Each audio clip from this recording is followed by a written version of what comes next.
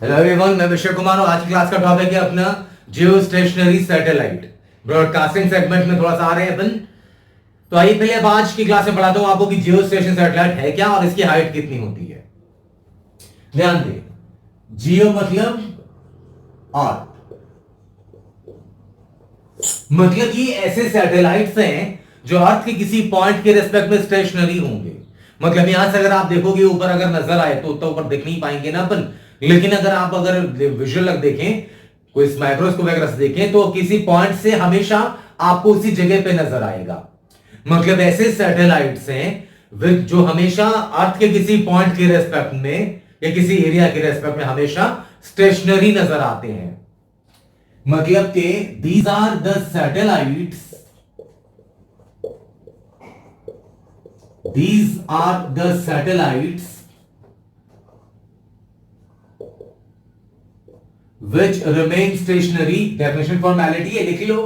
which remain stationary,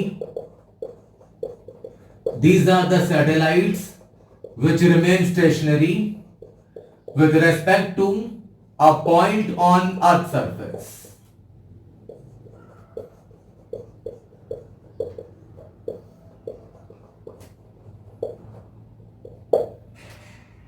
ये जियो stationery satellite का basic definition. जियो मतलब अर्थ, स्टेशनरी मतलब वही स्थिर। मतलब पृथ्वी के किसी पॉइंट के रेस्पेक्ट में वो सैटेलाइट हमेशा स्थिर वही नजर आएगा। हमेशा देखोगे तो वहीं पे नजर आएगा। तो ये जियो स्टेशनरी सैटेलाइट्स। ऐसा होगा क्यों वो देखो। ये मान लिया धरती माता, मास एम, रेडियस आर।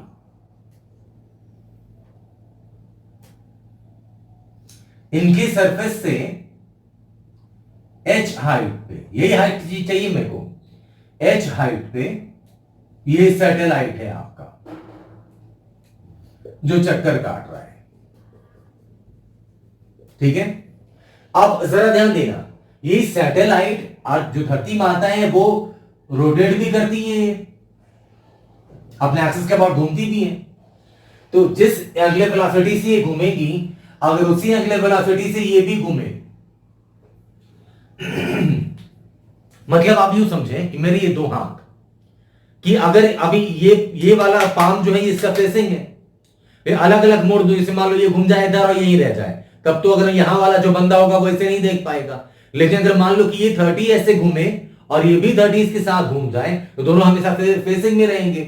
तो जितना एंगल मेरा ये हाथ रोटेट करेगा उतनी ही एंगल अगर ये भी रोटेट कर जाए साथ में उसी सेंस में, तो हमेशा ये फेसिंग में रहेंगे, सामने रहेंगे, है ना। तो पृथ्वी एक चक्कर काटती पूरा दिन रात होने में कितना टाइम लगता है? 24 आवर्स।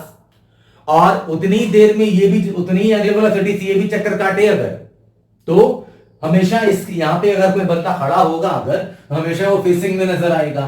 इसलिए एंगुलर वेलोसिटी कितनी होगी? Angular velocity of geostationary satellites,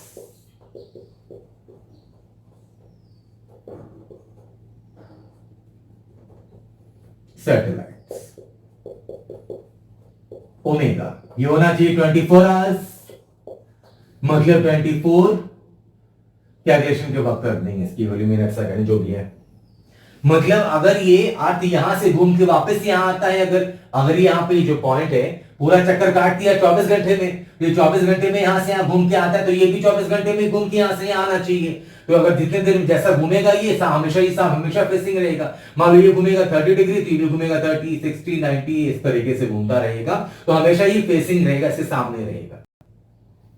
clear point ही। मुझे इस बात की श्योरिटी है कि जो जियो स्टेशनरी सैटेलाइट्स होंगे उनकी एंगुलर वेलोसिटी इतनी होगी जितने अर्थ के रोटेशन की एंगुलर वेलोसिटी है ना। जो अर्थ की रोटेशन की एंगुलर वेलोसिटी कितनी है? 24 आवर्स, वही लिखे हुए 24 आवर्स। अब आइए, जब ये चक्कर काट रहा है ये, तो सेंट्रीपिटल फोर्स चाहिए। सेंट्रीपिटल जो कौन प्रोवाइड करेगा? और तो कोई है नहीं ग्रेविटेशन के अलावा। सेंट्रीपिटल फोर्स कितनी होगी? मान लो सैटेलाइट की मास है m, तो mv² बाई r।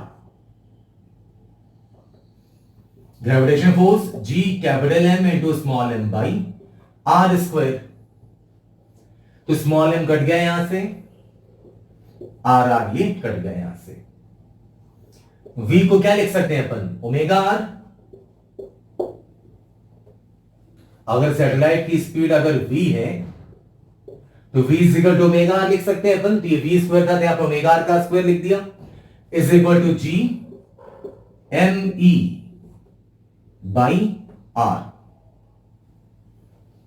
तो यहां से आ गई वैल्यू, अगर एक तरफ कर दें तो R cube is equal to R square होगा, एक आर यहां से R cube, capital G M E upon omega square, यह आएगी वैल्यू।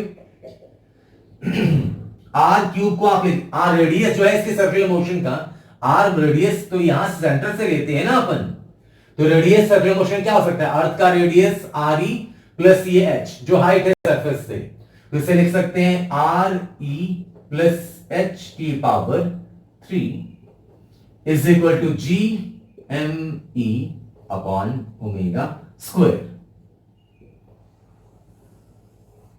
हमारा मोटिव है, हमारा टॉपिक है height of geostationary satellite, height निकालनी। तो आप निकाल सकते हैं बड़े आराम से, आई निकाल ले, क्यूब रूट ले लो, मतलब ये आ जाएगी value R E plus H is equal to, cube root अगर दोनों तरफ ले लें तो G M E upon omega square की पावर 1/3। यहां पे पावर 3 हटा दो, यहां 1/3 लग जाएगा, तो यहां से h इज इक्वल टू मिल गया G M E upon omega square की power 1/3 minus R E.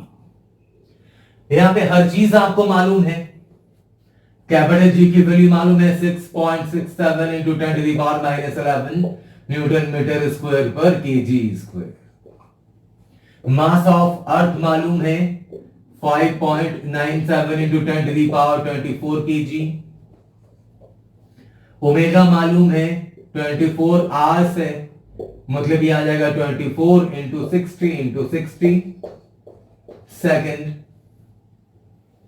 Radius of earth 6400 kilometre है, 6400 1000 मीटर्स कर देंगे, 300 और लगा दो मीटर्स।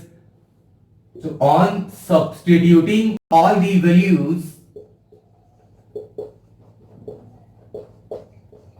सारा सब्स्टिट्यूट कर देंगे तो h आएगा नियरली इक्वल टू, जरा ध्यान दें, बहुत बार ऐसे प्रॉब्लम्स आएंगे जहां पे इसी तरह के ऑप्शंस दे देंगे वो कि height of geostation, JEE Main में खास तौर पे कि height of geostation satellite is given by, और ऐसे 4 ऑप्शन दे दिए है ना, तो आप निकाल सकते हो वहां पे। और वैल्यू एग्जैक्टली कितनी होती है, अगर दिल में मन में कुछ ऐसा तरंग उठ रहा हो कि चाहिए सॉल्व करना ही करना है, तो ये सारी वैल्यू सब्स्टिट्यूट करो, साइंटिफिक कैलकुलेटर चाहिए होगी, इंसानी दिमाग ऐसा डायरेक्ट निकालना थोड़ा सा मुश्किल होगा अपने को, ये सारा सब्स्टिट्यूट कर दें तो नियरली ये वैल्यू आती है 35,786 किलोमीटर। ये मुझे याद है इसलिए लिख पा रहा हूं मैं, इसको अप्रोक्सीमेट कर देते हैं, h is equal to 36,000 kilometre, ये ऑन अप्रोक्सीमेशन है।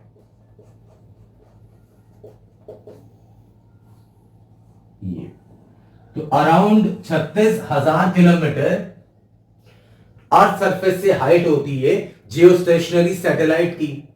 और अगर पूछें आपसे कि जियोस्टेशनरी सैटेलाइट का रेडियस क्या होता है सर्कुलर मोशन का, तो 36,000 में अर्थ का रेडियस 6400 किलोमीटर और जोड़ दो तो 42,400 अराउंड समथिंग, तो 42 से 41,000 समथिंग वो रहेगा। तो उसका रेडियस सर्कुलर मोशन का, हाइट इसकी ये रही अराउंड 36,000 किलोमीटर। तो ये जियोस्टेशनरी की कहानी हुई पूरी। अब हम ऐसे सेगमेंट की तरफ जा रहे हैं जो शायद आपके लिए बिल्कुल नया होगा, सॉलिड एंगल। प्लेन एंगल तो आपने बहुत बार theta is equal to L by R पढ़ा होगा, ये अगले लेक्चर में आपको पढ़ाऊंगा मैं, लेकिन ये थोड़ा सा चैलेंजिंग टॉपिक है अभी बिगिनर्स के लिए, खास तौर पे 12th का स्टूडेंट अगर देख रहा होगा ये वीडियो तो उसने गॉस लॉ वगैरह में पढ़ लिया होगा सॉलिड एंगल, लेकिन सॉलिड एंगल कॉन्सेप्ट बहुत इंपॉर्टेंट है, अभी तो है ही। और जैसे बोला मैंने 12th में भी इलेक्ट्रिक फ्लक्स के टाइम पे पढ़ती है जरूरत, तो मैं एक सेपरेट वीडियो पोस्ट करूंगा सॉलिड एंगल से संबंधित। आप और बेटर अंडरस्टैंडिंग चाहते हैं तो अपने टेक्स्ट बुक्स में एक बार सॉलिड एंगल खुद से भी पढ़ लें, समझ में जो आए या ना आए, जब मैं डिटेल डिस्क्रिप्शन दूंगा उम्मीद करता हूं कि आपको समझ में जरूर आएगा। हम अगली क्लास में बात करेंगे सॉलिड एंगल की बात। ये जो ब्रॉडकास्ट करेगा सिग्नल, पूरे पृथ्वी को तो सिग्नल मिलेगी नहीं सैटेलाइट की, यहां से यहां तक का जो एरिया है, जो टोपी बनेगी आपकी एरिया, इस टोपी में ही यहाँ पे कोई बंदा यहां से यहां तक रहेगा, उसी समय दिखाई देगा, सुनाई देगा जो भी सिग्नल ये भेज रहा होगा। इसके पीछे वाले लोगों को सुनाई देगा नहीं। तो हमारा मोटिव है कि कितने एरिया में ब्रॉडकास्टिंग ये कर सकेगा, और वो निकालने के लिए सॉलिड एंगल की इंपॉर्टेंस जरूरी है। तो वो आप थोड़ा सा पढ़ना, अगली वीडियो पोस्ट करूंगा, मैं आपको कोशिश करूंगा समझाने की कि सॉलिड एंगल क्या है। तो मिलते हैं अगले टॉपिक के साथ जो है सॉलिड एंगल अपना अगले लेक्चर में। तब तक अपना ध्यान रखिए, रिवीजन करते रहिए, परेशानियां हो तो मुझे फीडबैक कमेंट्स में बताते रहिए। Thank you so much. जय हिंद, जय भारत।